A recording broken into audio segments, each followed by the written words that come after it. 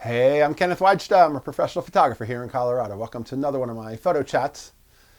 So today I want to talk about two kinds of people: art minds and science minds.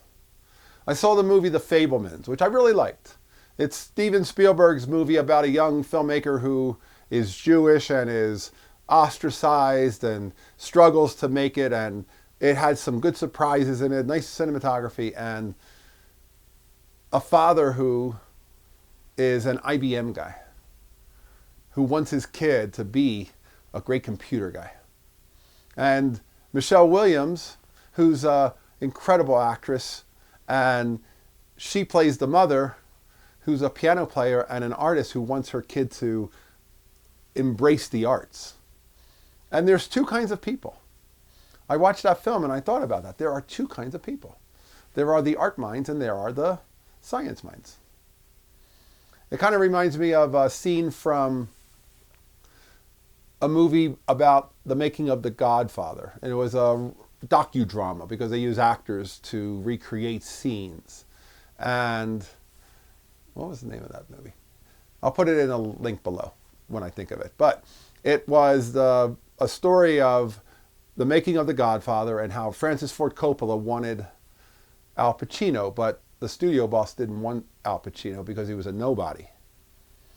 And a reporter pulls Coppola aside and says, "Look, I understand what you're going through because we're both the same. You and I, we joined the circus." This is the art life. "We joined the circus. You don't care about family and a house with a mantle and a picket fence. What you want is for a man named Al Pacino to pretend to be a man named Michael Corleone. That's all you care about." And of course, that's exactly right. Because that's your art. And the artists, we have to band together because we all join the circus. And the rest of them, they're just civilians. It's a little cut on the civilians being the scientists, maybe, or the non-creatives, but there's something special about the creatives. In fact, there's a joke I remember hearing one time, if I can get this right. It's about a string quartet that's riding in a car trying to get to their show on New Year's Eve. And they're driving along, the snow's coming down, they're barely able to make it through the treacherous drive, and their car breaks down. And they're right outside of a house. And they're about a mile from the gig. And they look inside the house, and inside the house, in the windows, they can see a family sitting around a dining room table, sharing a meal. It looks warm. There's a fire going in the fireplace. It's a family all gathered together. And they look inside the window and they see them, and then they turn to each other and say, "God, wouldn't that be awful?" And then they get on the road and they start walking to their gig because they joined the circus. They don't want the ordinary. They don't want the standard. They want to go play.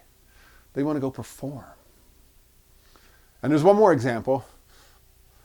I saw the great documentary, if you haven't seen it, it's on Netflix, called Springsteen on Broadway. And it's not a concert film. It's a one-man performance piece.